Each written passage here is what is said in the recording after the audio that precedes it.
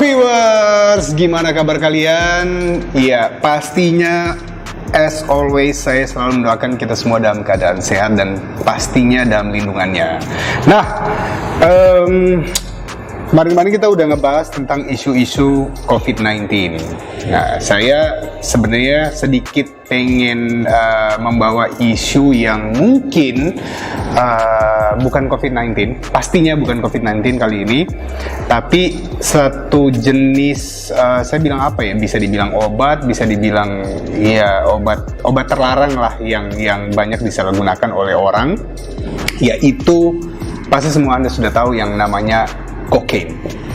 Nah, kokain ini mungkin orang-orang yang tahu tentang kokain, apalagi yang punya Netflix di rumah ya, ataupun sering nonton, itu pasti kenal yang namanya Pablo Escobar. Pablo Escobar itu dengan kokain itu udah pasti nggak lepas. Itu juragan yang narkoba kartel terbesar di Kolombia. Tapi ya, kita tidak ingin bercerita tentang Pablo Escobar, tapi kita bercerita tentang histori dari kokain. Sebenarnya kokain ini kenapa ada sih gitu, atau sejak kapan sih sebenarnya kokain ini? Jadi kokain itu bukan dimulai pada saat Pablo Escobar. Jadi kokain sebenarnya dimulai dari era prasejarah. Saat kerajaan Inca berjaya, kokain sudah digunakan untuk praktek keagamaan.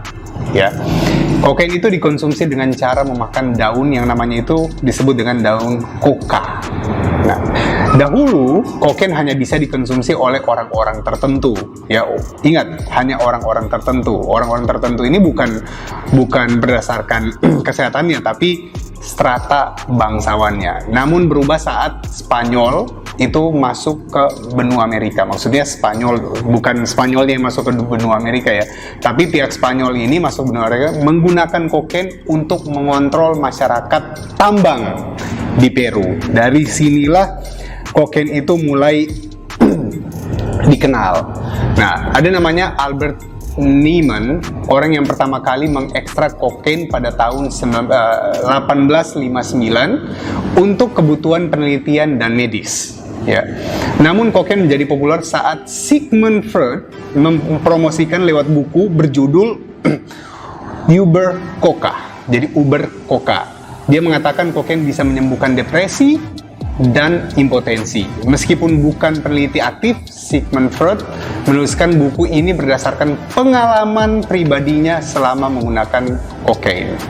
Nah, tidak sampai di situ, mungkin teman-teman sudah tahu bahwa sejarah kokain itu tidak lepas dari yang namanya Coca-Cola. Nah, mungkin ada yang baru dengar. Nah, Coca-Cola itu mulanya dimaksudkan sebagai minuman herbal yang ditujukan sebagai medical treatment. Ya, yang isinya ya kokain.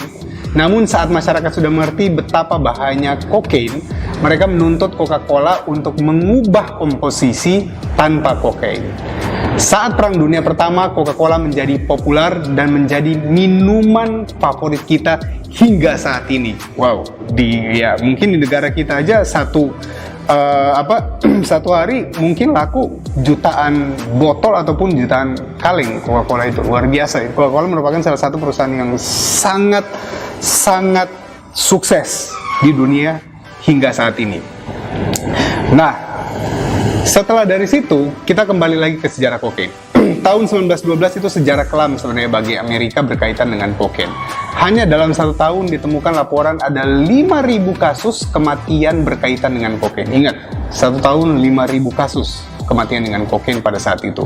Tahun 70-an kokain menjadi tren di kalangan selebriti dan saat itu kokain dikenal sebagai drugs-nya orang kaya karena harganya sangat mahal. Dan itu yang mendorong ekspor kokain ilegal dari Kolombia. Nah, momen inilah yang melahirkan kartel-kartel di Kolombia, diantaranya ya Pablo Escobar.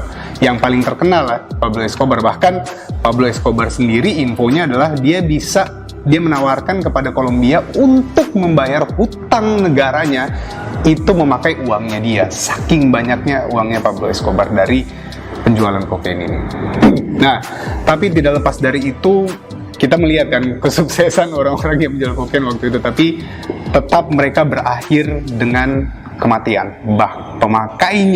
Mau pemakainya, mau pengedarnya, mau bandarnya, itu selalu berakhir dengan buruk.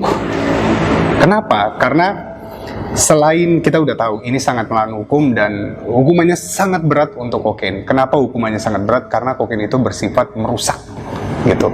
Kokain itu memberikan sensasi seperti kita merasa bahwa saya mendapatkan energi baru dari kokain ini.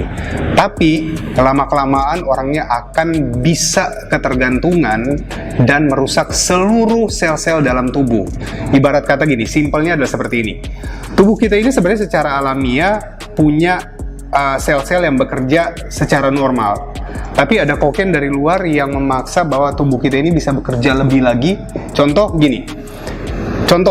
Orang normally akan tidur di jam, ada yang jam 8, 9, 10. Pada saat dia mengkonsumsi kokain, di jam tersebut dia akan terjaga dan merasa punya energi yang berlebih.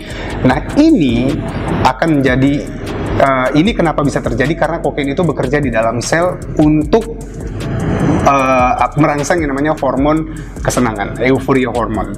Nah, ini yang akan membuat malapetaka ke depannya, karena secara fungsi saraf dan hormonal pasti akan terganggu dan banyak yang berakhir dengan kematian. Nah, jadi buat teman-teman, stay alert. Jadi hati-hati, kita cukup tahu sejarahnya, kita cukup tahu sejarah kelamnya, dan semoga ke depan ya semua viewers dilindungi dari yang namanya kokain ini. So, sekali lagi pesan saya, stay safe, stay healthy.